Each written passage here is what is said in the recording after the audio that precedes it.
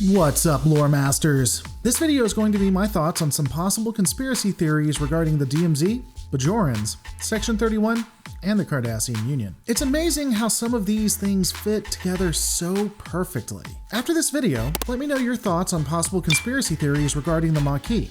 With that out of the way, let's just get into it. The first conspiracy that I'll be talking about is the one that involves the TNG episode Preemptive Strike. In this episode, the identity of the Maquis is really fleshed out. The episode would come just a short time after the Maquis Part 1 in Deep Space Nine. In Preemptive Strike, Ro Laren is tapped to infiltrate the Maquis that have been causing problems within the DMZ. I would highly suggest that you rewatch this episode because it is very, very enlightening regarding the Maquis and the colonists within the demilitarized zone. In the episode, it is clearly stated that the Cardassians are arming their civilians and the Maquis were citizens of the Federation. Additionally, the Maquis would be hard to infiltrate and a Bajoran would be best for the job. Now, it is possible that it is specific to this Maquis cell, but we're never given any reason to think that this cell is unique. They are wanting to take down the Maquis in total, not just one specific part of it. So this brings up some interesting facts and questions. We know that the colonists in the DMZ are Federation citizens, and that a lot of them are Bajoran. We know that this is during the Cardassian occupation. Is it possible that Starfleet was taking Bajoran refugees and providing them citizenship and a home? If so, were the colonists being placed on a new planet on the frontier?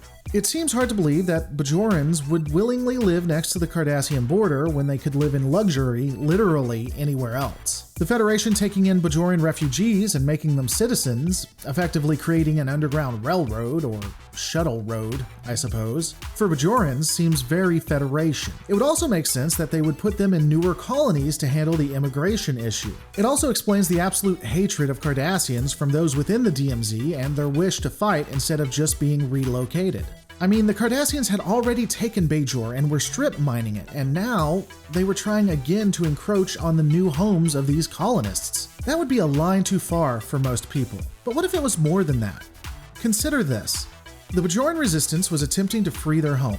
They didn't have the military equipment to take the Cardassians on directly, so when they found out about the underground, shuttle road?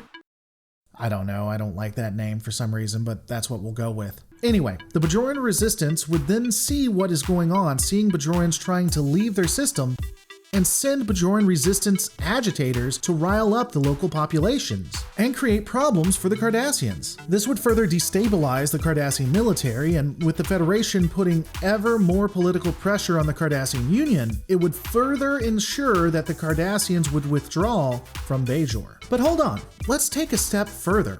What if it wasn't the Bajoran Resistance idea? Okay, let's just break it down. The Federation is having to deal with ever-increasing threats, including the Borg, Romulans, and even species that want to overthrow the Federation from within. The Cardassians are not really the biggest threat they have and are only really draining vital resources. However, that doesn't mean the Cardassians couldn't become a very serious problem if not curbed. So what to do? Well, if you're Section 31, you create instability. From what we can see, while the Cardassians are a nuisance, they aren't exactly in the greatest position to threaten the Federation, again, at least at this time.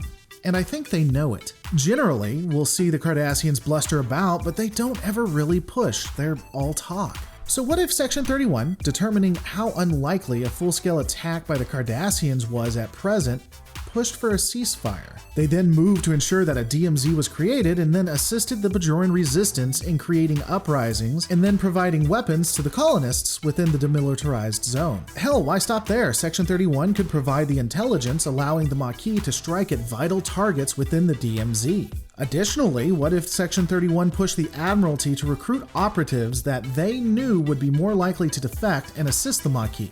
What if, and hold on here, Ro Laren was placed into a position where Section 31 determined she would defect and provide all of the tactical knowledge from Starfleet in order to better fight the Cardassians. This would explain the Peregrine ships being battle-ready and the initial stock of Federation weapons. Section 31 also knew that the Cardassians were going to be, well, Cardassians, so they could sit back feeling justified as the Cardassian Union gave weapons to its citizens.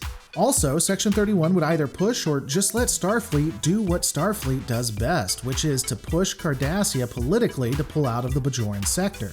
Perhaps there was an alliance between Section 31 and the Bajoran Resistance to get this taken care of, an alliance of convenience.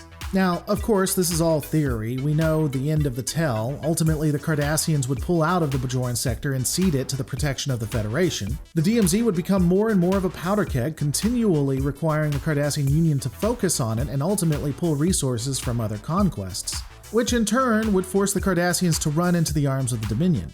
Though to be fair, Section 31 may not have been aware of the Dominion or that the Cardassians would run to them. Ultimately, I know this is all conspiracy theory, but it's interesting nonetheless. And these are just my thoughts. What are yours? Let me know in the comments below. Hey guys, thanks so much for watching. If you enjoy the content that you're looking at, don't forget to become a patron at patreon.com/Lore Reloaded. The channel could not survive without fans like you. And remember, in the end, ultimately, we're all just a story. Make yours a good one.